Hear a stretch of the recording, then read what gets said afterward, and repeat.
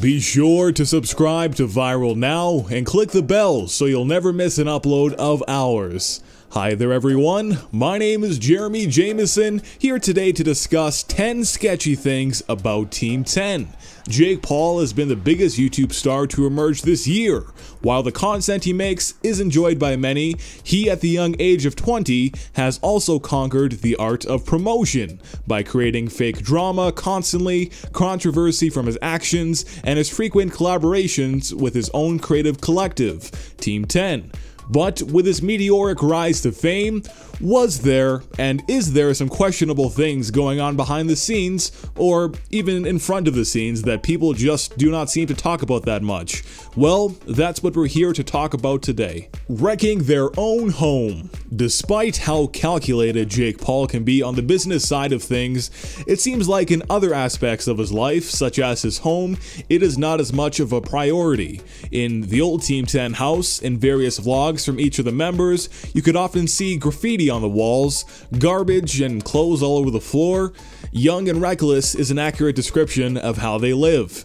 It seems like they have improved in their new home. It's nicer and larger, and I'm going to have to guess that when moving into the area, they had to promise to keep the shenanigans toned down. Unlike, once again, at the old Team 10 house, where various fires were lit in the backyard from a few different people at totally different times. It seems like there was a pyromaniac spirit in Team 10. And speaking of the backyard, the pool was not taken care of for a long while. I mean, look at this.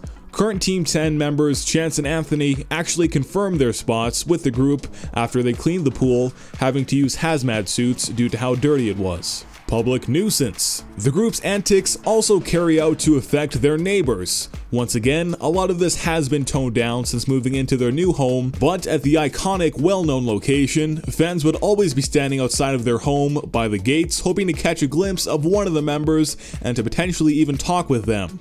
This was largely due to Jake deciding to publicize their address. He seemed to want the fans to come by to the house. Fans would annoy neighbors by being loud, as well as often blocking traffic by standing in the streets at times. Once again, Team 10 would also light fires in their backyard, in the pool a couple times. Jake once lit a mattress, among a couple other events like that. Team 10's presence in that neighborhood became such a massive thing that news networks were covering what was happening at the house, also as a lawsuit from the community they lived in was filed against them. Their lifestyle was really a major effect on that community. Fees for messing up.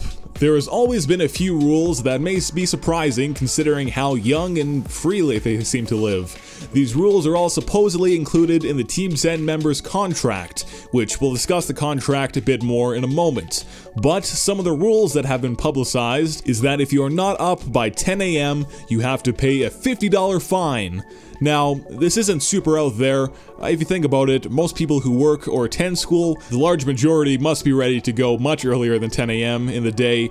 Despite Team 10's vlogs making everything look like a lot of fun, you gotta keep in mind that there is a serious amount of work to be done, and part of that is keeping everyone on a good schedule. I guess Jake saw it fitting for $50 to be a good incentive to never sleep in. Of course, having to pay the $50. Another fee that must be paid if broken is if you drink alcohol or smoke anything, you will be charged $500, a much bigger penalty than the last. Now keep in mind that a lot of the members of the group are under the legal drinking age in California, 21. I mean, even Jake himself is age 20 as of right now, so keeping those substances out of the house is understandable as they could disrupt workflow. It's just the $500 fee that seems a little intense. Then finally, everyone goes to the gym together at 10 p.m. Being attractive is a major element to Team 10, and keeping great care of yourself by working out is a top priority. If you aren't ready to go by 10 p.m., you are left behind. Contract for 5 years, 20%. Continuing to talk about the contract a little more, anyone who joins Team 10 allegedly has to sign an agreement that states for 5 years, 20% of all of your income goes to Jake. With this said, there has been a few members who are no longer a part of the group. Almost the entire original roster has left.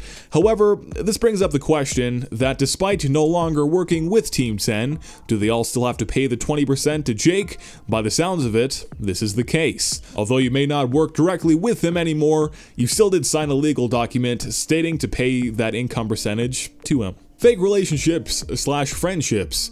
It must be weird when you first join Team 10 due to how connected they are. I mean, they lived together for at least for a very long while, and nowadays the situation has changed with a few of the members living on their own. But anyways, imagine joining and then having to become good friends with these brand new people. The whole idea behind the group is to promote each other constantly through collaboration. You work with them every day and do a ton of things together. This has to bring up the question, how legitimate are these friendships? Are they really all that close together, or is it contractual obligations that force them all to act like they are close and really like each other? For a while, I would not have questioned this, but as Jake's relationship with Alyssa Violet ended very publicly, which we'll get to in a moment, I'm mentioning this here as none of the other Team 10 members spoke up to show love to Alyssa, who, despite supposedly having a strong friendship with all of them, especially Tessa Brooks, why didn't any of them say anything following the aftermath? Well, likely due to contractual obligations not to tarnish the brand. Also, Jake brought on current member Erica Costell after he had already started a relationship with her. I mean, they had a marriage, and of course filmed it, a very iconic, very famous video at this point, but this all took place before Erica was even an official member. It's kind of weird that Jake would want to mix his dating life with business partners. Alyssa Violet. Going back to Alyssa Violet, this whole situation has been discussed much more so than the others in this list, but it's still a thing that should be remembered. According to Alyssa Violet, during her relationship with Jake Paul, which she felt was legitimately romantic, Jake would frequently have other girls over, to which they go into his bedroom overnight. If Jake and Alyssa did have a legitimate relationship, that would be very scummy from Jake, even emotionally abusive, as Alyssa put it herself. Of course, in response to these claims, Jake has shut all of them down, denying the relationship wasn't even real. Earlier this year though, Alyssa was abruptly kicked out of the group. When she arrived back at the Team 10 house, she found all of her belongings scattered and some even just gone. Her reason she believes why this happened so quickly was that she brought a guy over one time, which was against Jake's rules despite other members being allowed to do similar things. Following Alyssa having a guy over, she was then immediately kicked out of Team 10, once again according to her. This could all be false. Jake has denied almost everything from the situation as I mentioned, but it's still something, a very public situation that happened. Twins tensions. The group dynamic has always been great, going back to doubting how real their friendships are. If they are fake, then they're all great actors.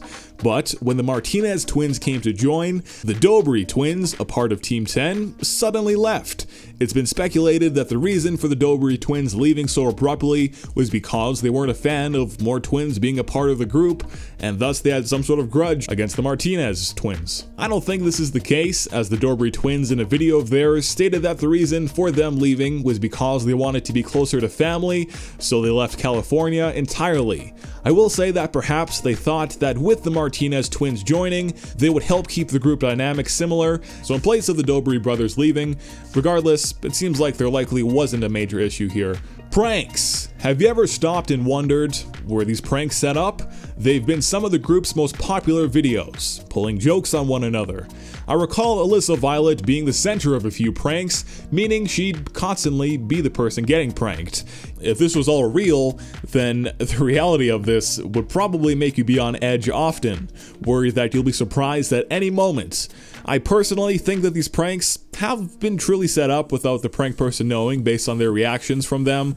Some have even been quite over the top to the point where I don't even think anyone would agree to participate if they knew beforehand. Just something to think about. Jake Paul's White House visit. At the beginning of the year, Jake Paul alongside some other internet stars were invited to the White House. Jake attended the meeting and whatever else they were scheduled to. At one point though, for the final event of the day, everyone was going to have dinner when Jake saw that as his one opportunity to sneak away into a bathroom. Once again, he is inside of the White House. He ends up staying in a bathroom stall for a few hours, even taking a nap for some time. When he eventually leaves the bathroom, it's in the middle of the night, the event has concluded, only janitors and Secret Servicemen roam the halls. So while Jake is leaving the White House, he ends up passing several guards on his way out, but is never stopped. It appears to be real, as we can see some recognizable landmarks on his way out, and for him to be able to fake that would be quite incredible. But if he actually did this, he very likely committed some sort of crime. His brother Logan pulled a prank on him shortly after arriving home, pretending that the Secret Service came to his house looking for Jake.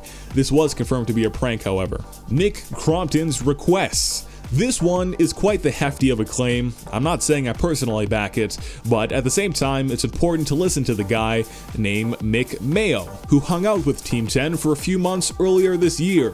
For some time, he was contemplating joining the group.